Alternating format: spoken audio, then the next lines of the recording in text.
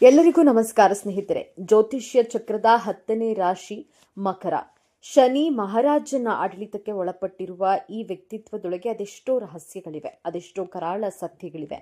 ನೀವು ಮಕರ ರಾಶಿಯವರಾಗಿದ್ರೆ ತಪ್ಪದೆ ಪೂರ್ತಿ ಈ ವಿಡಿಯೋವನ್ನ ನೋಡಿ ಜೈ ಶನೇಶ್ವರ ಎಂದು ಕಾಮೆಂಟ್ ಮಾಡಿ. ಯಶಸ್ಸಿನ ಶಿಖರವನ್ನೇರಲು ತಮ್ಮದೇ ಆದ ದಾರಿಯನ್ನ ನಿರ್ಮಿಸಿಕೊಳ್ಳುವ, ನೋವನ್ನೆಲ್ಲ ನುಂಗಿಕೊಂಡು ನಗುವ ಬೀರುವ ಶಿಸ್ತಿನ ಸಿಪಾಯಿಯಂತೆ ಕಾಣುವ, ಆದರೆ ಹೃದಯದಲ್ಲಿ ಪ್ರೀತಿಯ ಮಹಾಸಾಗರವನ್ನೇ ಬಚ್ಚಿಟ್ಟುಕೊಂಡಿರುವ ವ್ಯಕ್ತಿಗಳೇ ಮಕರ ರಾಶಿಯವರು. ನಮಸ್ಕಾರ ಸ್ನೇಹಿತರೆ. ರಾಶಿ ಚಕ್ರದ 10ನೇ ರಾಶಿ ಮಕರ ರಾಶಿಯ ಬಗ್ಗೆ ಇಂದು ನಾವು ಸಂಪೂರ್ಣವಾಗಿ ತಿಳಿದುಕೊಳ್ಳೋಣ. ಅದಕ್ಕೂ ಮುಂಚೆ ನೀವಿನ್ನು ನಮ್ಮ ಚಾನೆಲ್ಗೆ ಸಬ್ಸ್ಕ್ರೈಬ್ ಆಗಿಲ್ಲ ಅಂದ್ರೆ ಈಗಲೇ ಸಬ್ಸ್ಕ್ರೈಬ್ ಆಗಿ, ಹಾಗೆ ವಿಡಿಯೋಗೆ ಲೈಕ್ ಮಾಡಿ. ವಿಡಿಯೋವನ್ನು ಸ್ಕಿಪ್ ಮಾಡದೆ ಕೊನೆ ತನಕ ನೋಡಿ, ತಪ್ಪದೆ ವಿಡಿಯೋಗೆ ಲೈಕ್ ಮಾಡಿ. ಬನ್ನಿ ಈಗ ಮಕರ ರಾಶಿಯವರ ಜೀವನದ ಅಂತಿಮ ಮತ್ತು ಅತ್ಯಂತ ದೊಡ್ಡ ತಿರುವಿನ ಬಗ್ಗೆ ಮಾತನಾಡೋಣ. ಶನಿ ಮಹಾರಾಜನ ಆಳ್ವಿಕೆಯಲ್ಲಿರುವ ಇವರಿಗೆ ಜೀವನದಲ್ಲಿ ಎಲ್ಲವೂ ಸುಲಭವಾಗಿ ದಕ್ಕುವುದಿಲ್ಲ. ಚಿಕ್ಕ ವಯಸ್ಸಿನಿಂದಲೇ ಕಷ್ಟ, ಜವಾಬ್ದಾರಿಗಳನ್ನು ಎದುರಿಸುತ್ತಿರ್ತಾರೆ. ಇವರ ಜೀವನದ ಮೊದಲ ಅರ್ಧ ಹೋರಾಟ ಪರಿಶ್ರಮ ಮತ್ತು ತ್ಯಾಗದಿಂದ ಕೂಡಿರುತ್ತದೆ. ಇವರು ಸೋಲನ್ನ ಕಾಣುತ್ತಾರೆ, ಅವಮಾನಗಳನ್ನು ಅನುಭವಿಸುತ್ತಾರೆ, ದ್ರೋಹಕ್ಕೆ ಒಳಗಾಗುತ್ತಾರೆ. ಆದರೆ ಇಲ್ಲೇ ಇರೋದು ನಿಜವಾದ ಮ್ಯಾಜಿಕ್. ವಯಸ್ಸು ಹೆಚ್ಚಾದಂತೆ ಸಾಮಾನ್ಯವಾಗಿ 35ರಿಂದ 40 ವರ್ಷಗಳ ನಂತರ ಶನಿ ಮಹಾರಾಜರು ಇವರ ತಾಳ್ಮೆ ಮತ್ತು ಪರಿಶ್ರಮಕ್ಕೆ ಫಲವನ್ನ ನೀಡಲು ಆರಂಭಿಸುತ್ತಾರೆ. ಜೀವನದ ಉತ್ತರಾರ್ಧದಲ್ಲಿ ಇವರು ರಾಜನಂತೆ ಬದುಕುತ್ತಾರೆ. ಯಶಸ್ಸು, ಗೌರವ, ಸಂಪತ್ತು ಎಲ್ಲವನ್ನ ಇವರನ್ನ ಹುಡುಕಿಕೊಂಡು ಬರುತ್ತದೆ. ಯಾರು ಇವರನ್ನ ನೋಡಿ ನಕ್ಕಿದ್ದರೋ ಅವರೇ ಇವರನ್ನ ನೋಡಿ ಕಲಿಯುವಂತಹ ಸ್ಥಿತಿಯನ್ನ ತಲುಪುತ್ತಾರೆ. ಇದು ಶನಿದೇವರು ತನ್ನ ಮಕ್ಕಳಿಗೆ ಕೊಡುವವರ ಮೊದಲು ಪರೀಕ್ಷೆ, ನಂತರ ಫಲಿತಾಂಶ. ಇದುವೇ ಮಕರ ರಾಶಿಯವರ ಜೀವನದ ಅತಿ ದೊಡ್ಡ ರಹಸ್ಯ. ಮಕರ ರಾಶಿಯ ಚಿಹ್ನೆಗಳನ್ನ ಗಮನಿಸಿದ್ದೀರಾ? ಅದರ ತಲೆ ಮತ್ತು ಮುಂಭಾಗ ಆಡಿನಂತಿದ್ದರೆ ಹಿಂಭಾಗ ಮೀನಿನಂತೆ. ಇದು ಕೇವಲ ಒಂದು ಚಿಹ್ನೆಯಲ್ಲ, ಮಕರ ರಾಶಿಯವರ ವ್ಯಕ್ತಿತ್ವದ ಸಂಪೂರ್ಣ ಚಿತ್ರಣ.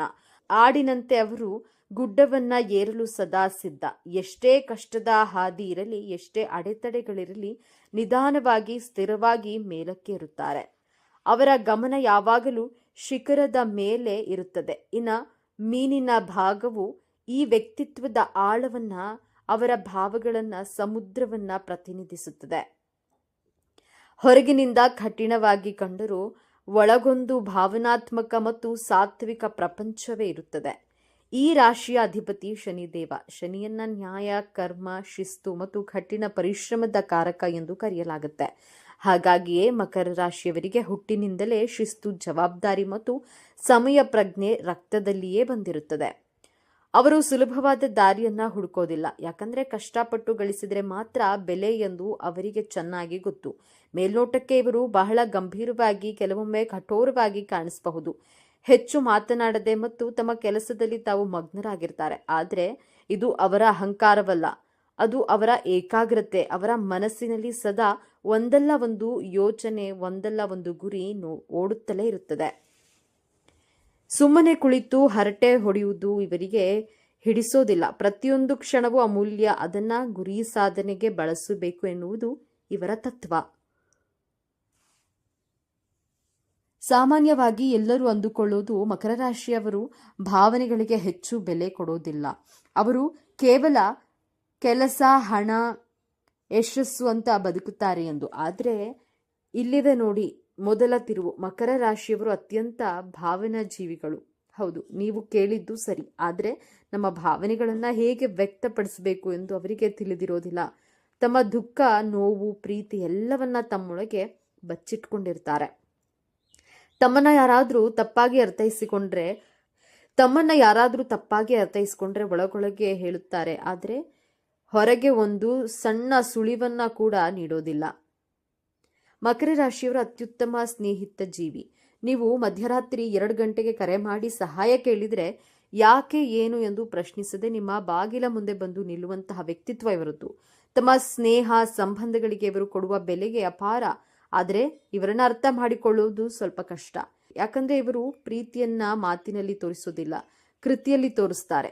ನಿಮ್ಮ ಕಾಳಜಿ ಮಾಡ್ತಾರೆ, ನಿಮಗೆ ಬೇಕಾದನ್ನ ಮಾಡಿಕೊಡ್ತಾರೆ. ಆದರೆ ನಿಮ್ಮನ್ನ ಪ್ರೀತಿಸ್ತೇನೆ ಎಂದು ಹೇಳಲು ವರ್ಷಗಳೇ ತೆಗೆದುಕೊಳ್ಳಬಹುದು. ಪ್ರೀತಿಯ ವಿಚಾರದಲ್ಲಿ ಮಕರ ರಾಶಿಯವರದ್ದು ಒಂದು ವಿಚಿತ್ರ ಪಯಣ. ಇವರು ಸುಲಭವಾಗಿ ಪ್ರೀತಿಯಲ್ಲಿ ಬೀಳೋದಿಲ್ಲ. ಬಹಳ ಯೋಚಿಸಿ, ಅಳೆದು ತೂಗಿ, ಭವಿಷ್ಯದ ಬಗ್ಗೆ ಯೋಚಿಸಿ ನಂತರವೇ ಒಂದು ಸಂಬಂಧಕ್ಕೆ ಕಾಯುತ್ತಾರೆ. ಆದರೆ ಒಮ್ಮೆ ಪ್ರೀತಿಸಲು ಪ್ರಾರಂಭಿಸಿದ್ರೆ ಅವರಷ್ಟು ಪ್ರಾಮಾಣಿಕ ಪ್ರೇಮಿಗಳು ಇನ್ನೊಬ್ಬರಿಲ್ಲ. ಅವರ ಪ್ರೀತಿ ಆಳವಾದ ಸಮುದ್ರದಂತೆ, ಮೇಲೆ ಶಾಂತ, ಒಳಗೆ ಅಪಾರ ಪ್ರೀತಿ. ಆದರೆ ಇಲ್ಲಿದೆ ನೋಡಿ ಎರಡನೇ ತಿರುವು. ಇವರ ಗಂಭೀರ ಸ್ವಭಾವ, ಕೆಲಸದಲ್ಲಿನ ನಿಖರತೆ ಕೆಲವೊಮ್ಮೆ ಸಂಗಾತಿಗೆ ಬೇಸರ ತರಬಹುದು. ಇವರಿಗೆ ಪ್ರೀತಿ ತೋರಿಸಲು ಬಣ್ಣ ಬಣ್ಣದ ಮಾತುಗಳನ್ನ ಆಡಲು, ಉಡುಗೊರೆಗಳನ್ನ ಕೊಡಲು, ಸರ್ಪ್ರೈಸ್ ಪ್ಲಾನ್ ಮಾಡಲು ಬರೋದಿಲ್ಲ. ಶೋಕಿ, ನಾಟಕ, ಸಿಂಪತಿ ಇವುಗಳನ್ನ ಇವರು ಎಂದಿಗೂ ಮಾಡೋದಿಲ್ಲ ಮತ್ತು ಇದನ್ನ ಇವರು ತುಂಬಾ ದ್ವೇಷಿಸ್ತಾರೆ. ಇದರಿಂದ ಇವರ ಪ್ರೀತಿಯನ್ನ ಸಂಗಾತಿ ಅನುಮಾನಿಸುವ ಸಾಧ್ಯತೆಗಳಿರುತ್ತವೆ. ನಾನು ನಿನ್ನನ್ನು ಪ್ರೀತಿಸ್ತೇನೆ ಎಂದು ದಿನಕ್ಕೆ 10 ಬಾರಿ ಹೇಳುವ ಬದಲು ನಿಮ್ಮ ಜೀವನವನ್ನು ಸುಖಮಯವಾಗಿಸಲು ದಿನದ 24 ಗಂಟೆಯೂ ದುಡಿಯುವ ವ್ಯಕ್ತಿ ಇವರು. ಇವರ ಮೌನವನ್ನ, ಇವರ ಕೃತಿಗಳನ್ನ ಅರ್ಥ ಮಾಡಿಕೊಳ್ಳುವ ಸಂಗಾತಿ ಸಿಕ್ಕರೆ ಇವರ ದಾಂಪತ್ಯ ಸ್ವರ್ಗಕ್ಕೆ ಸಮಾನ. ಯಶಸ್ಸಿನ ಶಿಖರದಲ್ಲಿರುವ ಮಕರ ರಾಶಿಯವರಿಗೆ ದೌರ್ಬಲ್ಯಗಳೇ ಇರೋದಿಲ್ಲವೇ ಎಂದು ನೋಡೋದಾದ್ರೆ ಖಂಡಿತ ಇವೆ. ವಾಸ್ತವವಾಗಿ ಇವರು ದೊಡ್ಡ ಶಕ್ತಿಯೇ ಕೆಲವೊಮ್ಮೆ ಇವರ ದೊಡ್ಡ ದೌರ್ಬಲ್ಯವಾಗಿರುತ್ತದೆ. ಎಲ್ಲದರಲ್ಲೂ ನಕಾರಾತ್ಮಕ ಅಂಶವನ್ನ ಮೊದಲು ನೋಡ್ತಾರೆ. ಗೆದ್ದರೆ ಸರಿ, ಆದರೆ ಸೋತರೆ ಎಂಬ ಯೋಚನೆಯನ್ನ ಇವರು ಸದಾ ಕಾಡುತ್ತದೆ. ಯಾರಾದ್ರೂ ಇವರಿಗೆ ದ್ರೋಹ ಮಾಡಿದ್ರೆ ಅವರನ್ನ ಜೀವನದಲ್ಲಿ ಕ್ಷಮಿಸೋದು ಬಹಳ ಕಷ್ಟ. ಆ ನೋವುಗಳು ವರ್ಷಗಳ ಕಾಲ ಮನಸ್ಸಿನಲ್ಲಿ ಇಟ್ಕೊಂಡಿರ್ತಾರೆ. ಎಲ್ಲರೂ ತಮ್ಮಂತೆಯೇ ಶಿಸ್ತಿನಿಂದ, ಜವಾಬ್ದಾರಿಯಿಂದ ಇರಬೇಕು ಎಂದು ನಿರೀಕ್ಷಿಸ್ತಾರೆ. ಇದು ಸಾಧ್ಯವಾಗದಿದ್ದಾಗ ಇವರಿಗೆ ಬೇಸರ ಮತ್ತು ಕೋಪ ಬರುತ್ತೆ. ತಾವು ಹಿಡಿದ ಹಾದಿಯೇ ಸರಿ ಎಂದು ವಾದಿಸುತ್ತಾರೆ ಮತ್ತು ತಮ್ಮ ನಿರ್ಧಾರವನ್ನ ಬದಲಾಯಿಸುವುದು ಬಹಳ ಕಷ್ಟ. ತಮ್ಮ ನೋವನ್ನ ಹೇಳಿಕೊಳ್ಳದೆ ಒಳಗೊಳಗೆ ಕೊರಗುವುದು ಇವರ ದೊಡ್ಡ ಸಮಸ್ಯೆ. ಇದು ಮಾನಸಿಕ ಒತ್ತಡ ಮತ್ತು ಆರೋಗ್ಯ ಸಮಸ್ಯೆಗಳಿಗೆ ಕಾರಣವಾಗಬಹುದು. ವೃತ್ತಿ ಜೀವನಕ್ಕೆ ಬಂದರೆ ಮಕರ ರಾಶಿಯವರನ್ನ ಮೀರಿಸುವವರಿಲ್ಲ. ಇವರು ಹುಟ್ಟು ನಾಯಕರು. ಜವಾಬ್ದಾರಿ ತೆಗೆದುಕೊಳ್ಳಲು ಎಂದಿಗೂ ಹಿಂಜರಿಯುವುದಿಲ್ಲ. ಇವರು ಕೆಲಸದಲ್ಲಿ ಒಂದು ಶಿಸ್ತು ಮತ್ತು ಪರ್ಫೆಕ್ಷನ್ ಇರುತ್ತದೆ. ಕೊಟ್ಟ ಕೆಲಸವನ್ನು ಅಚ್ಚುಕಟ್ಟಾಗಿ ಸಮಯಕ್ಕೆ ಸರಿಯಾಗಿ ಮುಗಿಸದೆ ಇವರಿಗೆ ಸಮಾಧಾನ ಇರೋದಿಲ್ಲ. ಹಾಗಾಗಿಯೇ ಇವರು ರಾಜಕೀಯ, ಆಡಳಿತ, ವ್ಯಾಪಾರ, ನಿರ್ಮಾಣ, ಬ್ಯಾಂಕಿಂಗ್ ಮತ್ತು ಕಾನೂನು ಕ್ಷೇತ್ರಗಳಲ್ಲಿ ಉನ್ನತ ಸ್ಥಾನವನ್ನ ತಲುಪುತ್ತಾರೆ. ಹಣಕಾಸಿನ ವಿಚಾರದಲ್ಲಿ ಇವರು ಬಹಳ ಜಾಗರೂಕರಾಗಿ ದುಂದುವೆಚ್ಚ ಮಾಡುವುದು ಇವರ ಜಾಯಮಾನವೇ ಅಲ್ಲ. ಪ್ರತಿಯೊಂದು ರೂಪಾಯಿಗೂ ಬೆಲೆ ಕೊಡುವ ಇವರು ಭವಿಷ್ಯಕ್ಕಾಗಿ ಉಳಿತಾಯ ಮಾಡೋದ್ರಲ್ಲಿ ಎತ್ತಿದ ಕೈ. ಇವರನ್ನ ಜಿಪುಣರು ಎಂದು ಕರೆಯುವವರು ಇದ್ದಾರೆ. ಆದರೆ ಅದು ಜಿಪುಣತನವಲ್ಲ, ಅದು ಭವಿಷ್ಯದ ಭದ್ರತೆಯ ಕುರಿತಾದಂತಹ ಅವರ ದೂರದೃಷ್ಟಿ. ಕಷ್ಟಪಟ್ಟು ದುಡಿದ ಹಣವನ್ನ ಇವರು ಸುಲಭವಾಗಿ ಕಳೆದುಕೊಳ್ಳಲು ಸಿದ್ಧರಿರೋದಿಲ್ಲ. ಆದರೆ ತಮ್ಮ ಕುಟುಂಬಕ್ಕೆ ಅಥವಾ ಬೇಕಾದವರಿಗೆ ಕಷ್ಟ ಬಂದಾಗ ತಮ್ಮ ಸಂಪೂರ್ಣ ಉಳಿತಾಯವನ್ನ ಕೊಡಲು ಹಿಂದೆ ಮುಂದೆ ನೋಡೋದಿಲ್ಲ. ಮಕರ ರಾಶಿಯವರು ಸಾಮಾನ್ಯವಾಗಿ ಆರೋಗ್ಯವಂತರಾಗಿರ್ತಾರೆ. ಆದರೆ ಇವರ ಅತಿಯಾದ ಕೆಲಸದ ಒತ್ತಡ ಮತ್ತು ಮಾನಸಿಕ ಚಿಂತೆಗಳು ಇವರ ಆರೋಗ್ಯದ ಮೇಲೆ ನೇರ ಪರಿಣಾಮ ಬೀರುತ್ತವೆ. ಇವರಿಗೆ ಮುಖ್ಯವಾಗಿ ಕಾಡುವ ಸಮಸ್ಯೆಗಳು ಮೂಳೆ, ಹಲ್ಲು ಮತ್ತು ಚರ್ಮಕ್ಕೆ ಸಂಬಂಧಿಸಿದ್ದು. ಮೊಣಕಾಲು ನೋವು, ಕೀಲು ನೋವು ಸಾಮಾನ್ಯ ಅಲ್ಲದೆ ನಿರಂತರ ಚಿಂತೆ ಮತ್ತು ಒತ್ತಡದಿಂದಾಗಿ ಜೀರ್ಣಕ್ರಿಯೆ ಸಮಸ್ಯೆಗಳು ಮತ್ತು ಖಿನ್ನತೆಯಂತಹ ಮಾನಸಿಕ ಸಮಸ್ಯೆಗಳು ಕಾಡಬಹುದು. ಇವರು ತಮ್ಮ ಕೆಲಸದಿಂದ ಸ್ವಲ್ಪ ಬಿಡುವು ತೆಗೆದುಕೊಂಡು ಮನಸ್ಸಿಗೆ ವಿಶ್ರಾಂತಿ ನೀಡುವುದು ಅತ್ಯಗತ್ಯ. ಪ್ರಕೃತಿಯೊಂದಿಗೆ ಸಮಯ ಕಳೆಯುವುದು, ಯೋಗ, ಧ್ಯಾನ ಮಾಡುವುದು ಇವರ ಆರೋಗ್ಯವನ್ನ ಕಾಪಾಡಲು ಸಹಾಯ ಮಾಡುತ್ತದೆ. ನೆನಪಿಡಿ, ದೇಹ ಒಂದು ಯಂತ್ರವಾದರೆ ಅದಕ್ಕೆ ವಿಶ್ರಾಂತಿ ಅಗತ್ಯವೂ ಇದೆ. ಮಕರ ರಾಶಿಯವರು ತಮ್ಮ ಜೀವನವನ್ನು ಇನ್ನಷ್ಟು ಉತ್ತಮಪಡಿಸಿಕೊಳ್ಳಲು ಕೆಲವು ಸಲಹೆಗಳು ಹೀಗಿವೆ. ನಿಮ್ಮ ನೋವುಗಳನ್ನ, ಸಂತೋಷವನ್ನ ನಿಮ್ಮ ಆಪ್ತರೊಂದಿಗೆ ಹಂಚಿಕೊಳ್ಳಿ. ಎಲ್ಲವನ್ನ ಮನಸ್ಸಿನಲ್ಲೇ ಇಟ್ಕೊಳ್ಬೇಡಿ. ಎಲ್ಲವೂ ನಿಮ್ಮ ನಿಯಮದಂತೆ ನಡೆಯಬೇಕು ಎಂಬ ಹಠವನ್ನ ಬಿಡಿ. ಜೀವನವನ್ನ ಸ್ವಲ್ಪ ಹಗುರವಾಗಿ ತೆಗೆದುಕೊಳ್ಳಿ. ಸದಾ ಕೆಲಸ, ಜವಾಬ್ದಾರಿ ಎಂದು ಓಡಾಡಬೇಡಿ. ನಿಮಗಿಷ್ಟವಾದ ಹವ್ಯಾಸಗಳಲ್ಲಿ ತೊಡಗಿಸಿಕೊಳ್ಳಿ. ಪ್ರವಾಸಕ್ಕೆ ಹೋಗಿ. ಶನಿವಾರದಂದು ಶನಿ ದೇವಸ್ಥಾನಕ್ಕೆ ಭೇಟಿ ನೀಡುವುದು, ಎಳ್ಳೆಣ್ಣೆ ದೀಪ ಹಚ್ಚುವುದು, ಕಪ್ಪು ಬಣ್ಣದ ಬಟ್ಟೆ ಅಥವಾ ಆಹಾರವನ್ನ ದಾನ ಮಾಡೋದ್ರಿಂದ ಮಾನಸಿಕ ಶಾಂತಿ ಮತ್ತು ಯಶಸ್ಸು ಲಭಿಸುತ್ತದೆ. ಹಾಗಾದ್ರೆ ಮಕರ ರಾಶಿ ಅಂದ್ರೆ ಕೇವಲ ಗಂಭೀರತೆ, ಶಿಸ್ತು ಅಲ್ಲ. ಅವರೊಳಗೆ ಒಂದು ಮೃದುವಾದ ಹೃದಯವಿದೆ. ಸ್ನೇಹಕ್ಕೆ ಬೆಲೆ ಕೊಡುವ ಗುಣವಿದೆ. ಎಂತಹ ಕಷ್ಟವನ್ನಾದರೂ ಎದುರಿಸುವ ಛಲವಿದೆ ಮತ್ತು ಎಲ್ಲದಕ್ಕಿಂತ ಹೆಚ್ಚಾಗಿ ತಾಳ್ಮೆಯಿಂದ ಯಶಸ್ಸಿನ ಶಿಖರವನ್ನೇರುವ ಅದ್ಭುತ ಶಕ್ತಿ ಇದೆ. ಮೇಲ್ನೋಟಕ್ಕೆ ಬಂಡೆಯಂತೆ ಕಂಡರೂ ಅವರು ತಮ್ಮ ಪ್ರೀತಿ ಪಾತ್ರರಿಗೆ ಆಶ್ರಯ ನೀಡುವ ದೊಡ್ಡ ಮರ. ಮುಂದಿನ ಬಾರಿ ನೀವು ಯಾವುದೇ ಮಕರ ರಾಶಿಯನ್ನ ಭೇಟಿಯಾದಾಗ ಅವರ ಗಂಭೀರ ಮುಖದ ಹಿಂದಿರುವ ಸುಂದರವಾದ ಮನಸ್ಸನ್ನು ಅರ್ಥ ಮಾಡಿಕೊಳ್ಳಲು ಪ್ರಯತ್ನಿಸಿ. ಇದೇ ತರಹದ ಜ್ಯೋತಿಷ್ಯಕ್ಕೆ ಸಂಬಂಧಪಟ್ಟಂತಹ ವಿಡಿಯೋ ನೋಡಲು ನಮ್ಮ ಚಾನೆಲ್ಗೆ ಸಬ್ಸ್ಕ್ರೈಬ್ ಆಗಿ, ಈ ವಿಡಿಯೋಗೆ ಲೈಕ್ ಮಾಡಿ, ಶೇರ್ ಮಾಡಿ. ಜ್ಯೋತಿಷ್ಯದ ಪ್ರಕಾರ ಕೆಲವು ರಾಶಿಯ ಜನರಿಗೆ 2026ರ ವರ್ಷವು ತುಂಬಾ ಅದೃಷ್ಟವನ್ನ ತರಲಿದೆ. ಹಾಗಾಗಿ ಮಕರ ರಾಶಿಯವರಿಗೆ ಮುಂದಿನ ವರ್ಷ ಹೇಗಿರಲಿದೆ? ವೃತ್ತಿ ಮತ್ತು ಆರ್ಥಿಕ ವಿಚಾರದಲ್ಲಿ ಪ್ರಯೋಜನಗಳಿವೆಯಾ? ನಿಮ್ಮ ಆರ್ಥಿಕ, ಶೈಕ್ಷಣಿಕ, ಆರೋಗ್ಯ, ಉದ್ಯೋಗ, ಕುಟುಂಬ, ವೃತ್ತಿ, ವ್ಯಾಪಾರದ ಬದುಕು ಹೇಗಿರಲಿದೆ ಅನ್ನೋದರ ವಾರ್ಷಿಕ ರಾಶಿಫಲ ನೋಡೋಣ ಬನ್ನಿ. 2025ರವರೆಗೆ ಬಹಳ ಕಷ್ಟಪಟ್ಟಿರುವಂತಹ ರಾಶಿ ಅಂದ್ರೆ ಅದು ಮಕರ ರಾಶಿ. 2026ನೇ ವರ್ಷ ಬಂದಿರೋದೇ ನಿಮಗೋಸ್ಕರ ಎಂದೇ ಹೇಳಬಹುದು. ಇನ್ನು ನಿಮ್ಮ ಜೀವನದಲ್ಲಿ ಗೆಲುವನ್ನ ಸಾಧಿಸಲು, ಸುಖವಾಗಿರಲು, ನಿಮ್ಮ ಜೀವನವೆಂಬ ಯುದ್ಧವನ್ನ ಗೆಲ್ಲಲು ಈ 5 ವಿಚಾರಗಳನ್ನ ತುಂಬಾ ಎಚ್ಚರಿಕೆ ವಹಿಸಬೇಕು. ಈ ವಿಚಾರಗಳ ಬಗ್ಗೆ ವಿಡಿಯೋದಲ್ಲಿ ನೋಡೋಣ ಬನ್ನಿ. ಅದಕ್ಕೂ ಮುಂಚೆ ನೀವಿನ್ನು ನಮ್ಮ ಚಾನೆಲ್ಗೆ ಸಬ್ಸ್ಕ್ರೈಬ್ ಆಗಿಲ್ಲ ಅಂದ್ರೆ ಈಗಲೇ ಸಬ್ಸ್ಕ್ರೈಬ್ ಆಗಿ, ಹಾಗೆ ವಿಡಿಯೋಗೆ ಲೈಕ್ ಮಾಡಿ, ವಿಡಿಯೋವನ್ನ ಸ್ಕಿಪ್ ಮಾಡದೆ ಕೊನೆಯ ತನಕ ನೋಡಿ. ವರ್ಷ ಭವಿಷ್ಯ ಮಕರ ರಾಶಿಗೆ ಯಾವ ರೀತಿ ಇರುತ್ತೆ ಅಂದ್ರೆ, ಶನಿ ಏನು ನಿಮ್ಮ ರಾಶಿಯನ್ನ ಬಿಟ್ಟು ಮುಂದಕ್ಕೆ ಹೋಗ್ತಾನಲ್ಲ, ಆಗ ಆದಾಯದ ಗ್ರಾಫ್ ನಿಮ್ಮದು ಮೇಲಕ್ಕೆ ಹೋಗುತ್ತೆ. ಎಲ್ಲಾ ಕೆಲಸದಲ್ಲಿ ನಿಮಗೆ ಸಕ್ಸಸ್ ಸಿಗುತ್ತೆ. ಹಾಗೆ ಸಂತಾನ ಫಲಕ್ಕೆ ಮಕರ ರಾಶಿಯಲ್ಲಿ ಯಾರಾದ್ರೂ ನಿರೀಕ್ಷಿಸ್ತಾ ಇದ್ರೆ ಖಂಡಿತವಾಗಿಯೂ ಕೂಡ ಸಂತಾನ ಫಲ ಪ್ರಾಪ್ತಿಯಾಗುವಂತಹ ಎಲ್ಲಾ ರೀತಿಯ ಚಾನ್ಸಸ್ ಇದೆ. ಆರೋಗ್ಯದಲ್ಲಿ ಸುಧಾರಣೆ ಆಗುತ್ತೆ. ಮಕರ ರಾಶಿಯವರು ಈ ವರ್ಷ ಪೂರ್ತಿಯಾಗಿ ಸಂತೋಷದಿಂದ ಇರ್ತೀರಿ ಅಂತ ಕಾಣಿಸುತ್ತಾ ಇದೆ. ಮಕರ ರಾಶಿಯವರು ನೀವು ಸ್ವಲ್ಪ ಆನ್ಲೈನ್ ಬೆಟ್ಟಿಂಗ್ ಮೇಲೆ ಜೂಜು ಆಡುವಂಥದ್ದು, ಆಮೇಲೆ ಶೇರ್ ಮಾರುಕಟ್ಟೆಯಲ್ಲಿ ಹಣ ಹಾಕುವಂಥದ್ದು, ಖಂಡಿತವಾಗ್ಲಿಯೂ ಇದು ಯಾವುದೂ ಕೂಡ ನಿಮಗೆ ಲಾಭವನ್ನಂತೂ ತಂದು ಕೊಡೋದಿಲ್ಲ.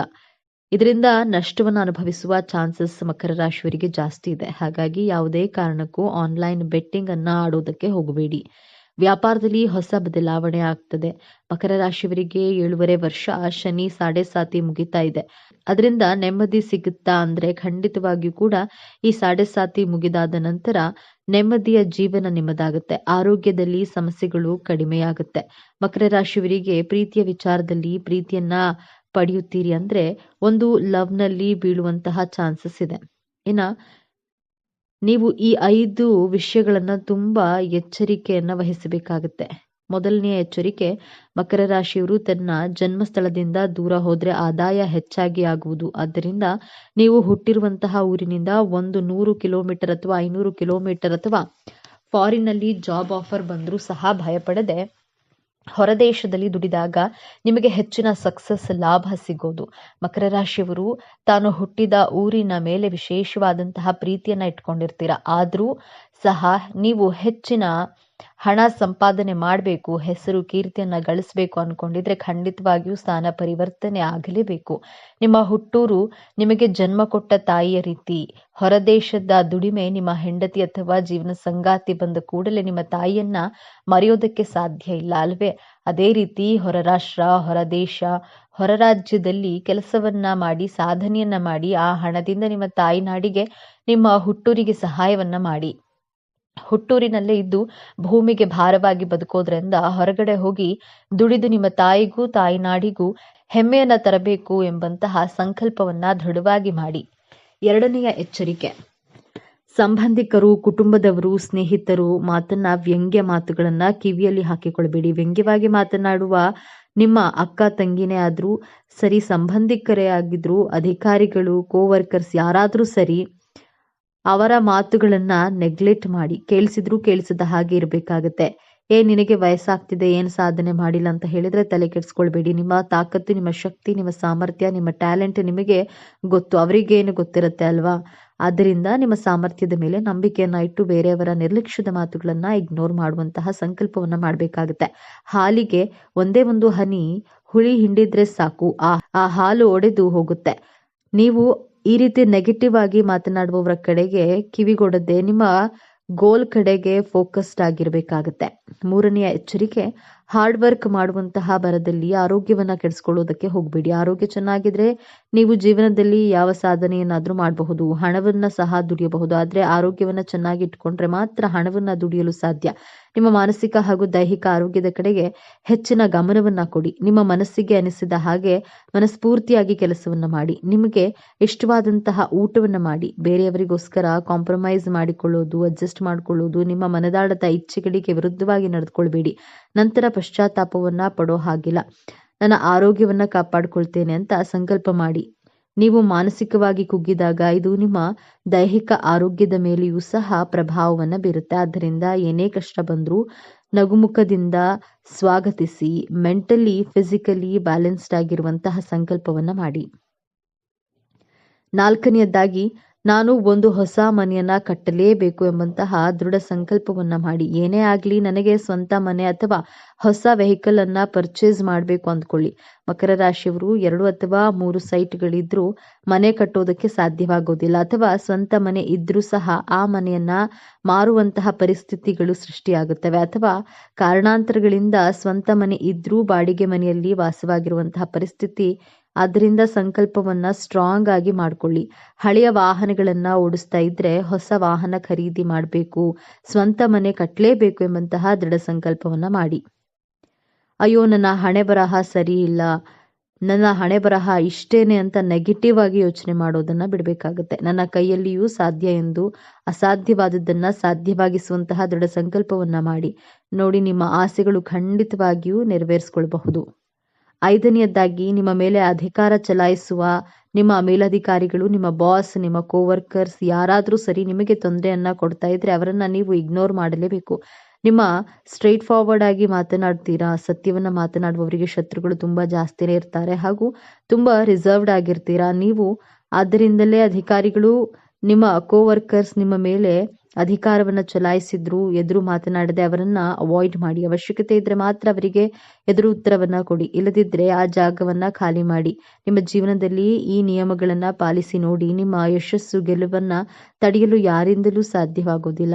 ನಾವು ಈ ಭೂಮಿ ಮೇಲೆ ಹುಟ್ಟಿದ ಮೇಲೆ ಏನನ್ನು ಮಾಡದೆ ಸಾಯಬಾರದು, ಏನನ್ನಾದ್ರೂ ನಮ್ಮದು ಅಂತ ಐಡೆಂಟಿಟಿ ಕ್ರಿಯೇಟ್ ಮಾಡಬೇಕು. ಹೆಸರು, ಕೀರ್ತಿ, ಸಾಧನೆಯನ್ನ ಮಾಡಿ ಇತಿಹಾಸವನ್ನ ಸೃಷ್ಟಿಸಿ ಸಾಯಬೇಕು. ಆಗಲೇ ಈ ಮಾನವ ಜನ್ಮಕ್ಕೆ ಸಾರ್ಥಕತೆ ಸಿಗೋದು. ಈ ಸಾರ್ಥಕತೆಯ ಜೀವನ ನಿಮ್ಮದಾಗ್ಲಿ ಅಂತ ಆಶಿಸ್ತೇನೆ. ಮಕರ ರಾಶಿಯವರಿಗೆ ಶುಭ ಫಲಕ್ಕಾಗಿ ಸರಳ ಪರಿಹಾರಗಳು. ಮಹಾಮೃತ್ಯುಂಜಯ ಮಂತ್ರ. ಪ್ರತಿದಿನ ಮಹಾಮೃತ್ಯುಂಜಯ ಮಂತ್ರವನ್ನ ಪಠಿಸೋದ್ರಿಂದ ಅಥವಾ ಕೇಳೋದ್ರಿಂದ ಮಾತಿನ ಮೇಲೆ ಹಠೋತಿ ಸಾಧಿಸುವಿರಿ. ಹಣಕಾಸಿನ ತೊಂದರೆ ಉಂಟಾಗೋದಿಲ್ಲ. ಈ ದಾನಗಳಿಂದ ಶುಭ ಫಲ. ಕಡಲೆಬೇಳೆ ಮತ್ತು ಹಳದಿ ವಸ್ತ್ರವನ್ನ ದಾನ ನೀಡೋದ್ರಿಂದ ಕೆಲಸ ಕಾರ್ಯಗಳಲ್ಲಿ ಜಯ ಲಭಿಸುತ್ತದೆ. ದೇವಸ್ಥಾನ ಮತ್ತು ದೇವರ ಪೂಜೆ. ಶ್ರೀ ವಿಷ್ಣು ದೇವಾಲಯದಲ್ಲಿ ಪೂಜೆ ಮಾಡಿಸಿದ್ದಲ್ಲಿ ಉತ್ತಮ ಆರೋಗ್ಯ ಲಭಿಸುತ್ತೆ. ಶ್ರೀ ಪಂಚಮುಖಿ ಆಂಜನೇಯ ಸ್ವಾಮಿ ಪೂಜೆ ಮಾಡೋದ್ರಿಂದ ಮನದ ಆತಂಕ ದೂರವಾಗಲಿದೆ. ದಂಪತಿ ನಡುವೆ ಉತ್ತಮ ಸಾಮರಸ್ಯ ಏರ್ಪಡುತ್ತದೆ. ಈ ಬಣ್ಣದ ಕರವಸ್ತ್ರ ಉಪಯೋಗಿಸಿ. ಹಸಿರು ಮತ್ತು ನೀಲಿ ಬಣ್ಣದ ಕರವಸ್ತ್ರ ಬಳಸಿದ್ರೆ ನಿರೀಕ್ಷಿತ ಫಲಗಳು ದೊರೆಯಲಿದೆ. ಇವತ್ತಿನ ಈ ವಿಡಿಯೋವನ್ನ ಮುಗಿಸ್ತಾ ಇದ್ದೇನೆ. ಎಲ್ಲರಿಗೂ ಶುಭವಾಗ್ಲಿ. ಈ ವಿಚಾರಗಳನ್ನ ನಿಮಗೆ ಇಷ್ಟ ಆಗಿದೆ ಅಂತ ಭಾವಿಸ್ತೇನೆ. ಇಷ್ಟ ಆಗಿದ್ರೆ ನಮ್ಮ ಚಾನೆಲ್ಗೆ ತಪ್ಪದೆ ಸಬ್ಸ್ಕ್ರೈಬ್ ಮಾಡಿಕೊಳ್ಳಿ. ವಿಡಿಯೋಗೆ ಒಂದು ಲೈಕ್ ಕೊಡೋದನ್ನ ಮರಿಬೇಡಿ. ಈ ವಿಡಿಯೋವನ್ನ ನಿಮ್ಮ ಫ್ರೆಂಡ್ಸ್ ಅಂಡ್ ಫ್ಯಾಮಿಲಿ ಗ್ರೂಪ್ಸ್ ನಲ್ಲಿ ಹೆಚ್ಚು ಶೇರ್ ಮಾಡಿ. ಎಲ್ಲರೂ ಭಕ್ತಿಯಿಂದ ಓಂ ಶ್ರೀ ಶನೇಶ್ವರ ನಮಃ ಅಂತ ಕಾಮೆಂಟ್ ಮಾಡಿ. ಧನ್ಯವಾದಗಳು.